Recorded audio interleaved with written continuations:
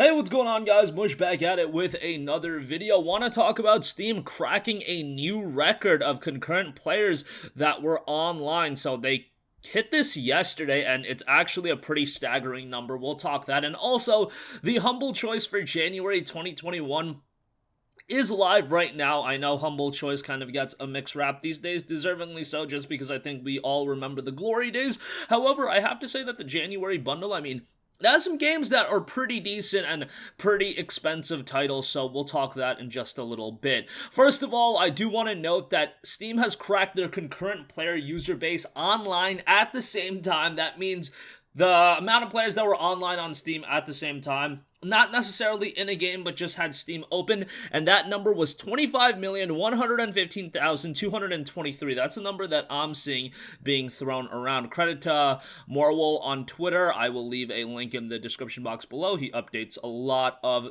Steam Valve information, so I would give him a follow if you guys are interested in that. But yeah, that's a staggering number. To have north of 25 million people online at the same time. Think about it this way. A current gen console, like whenever a console is at its peak, if it sells 100 million consoles, that's a pretty good number. Imagine a quarter of the console's entire user base online at the same time. Obviously, more people have a computer than that, but that's still a staggering number. And that number has been, improved based on the fact that we are in a global pandemic right now and a lot of people are inside. However, a lot of places are also opening up at this point.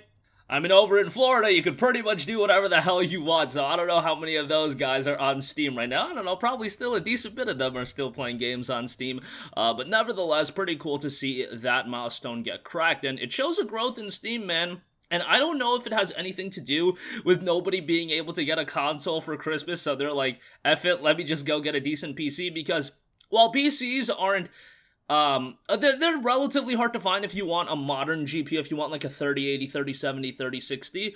If you bought like a pre-built or something like that, like I might have expected some people to be like, just F it, let me buy a pre-built, let me build a PC, even if I can't get a 3070 or 3080. I actually had a buddy that just got sick of it, and he bought a PC, he bought like a used GPU, and he was like, alright, I'll upgrade to a 3080 when I can, but yeah, maybe that's something that's been beneficial to it as well, or it might just be people that are getting on PC, staying on PC, and then another holiday cycle goes by, and now you have an influx of a new player base on PC as well. Who knows what the reasoning is?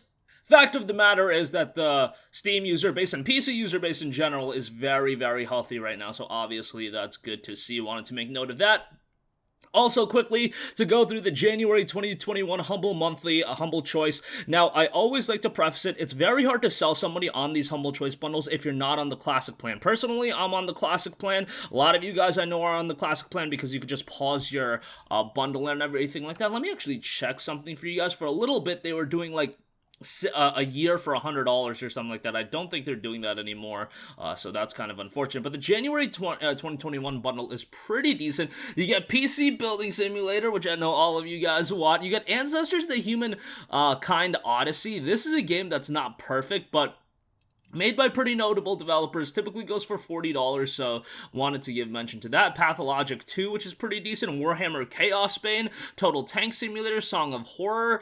You got Not Tonight, Vampire Shadows of New York, Tales of the Neon Sea, Minoria, De-Leveled, and then The Ambassador Fractured Timeline. So Ancestors: Humankind Odyssey, Pathologic 2, Warhammer Chaos Bane, even PC Building Simulator. I don't know. For my audience, that's probably something you guys are going to look towards. And then some other pretty cool titles like Tales of the Neon Sea, rounding things out.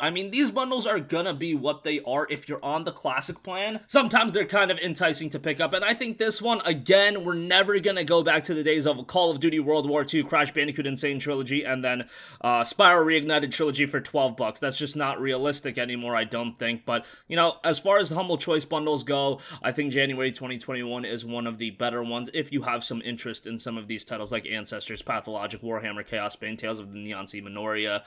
Some pretty decent stuff there, so I wanted to give mention to that. Link in the description box below. If you do buy it with my link, I get a little bit of a kickback, so that is much appreciated. But that's going to wrap up this video, guys. Cool to see Steam crack another record.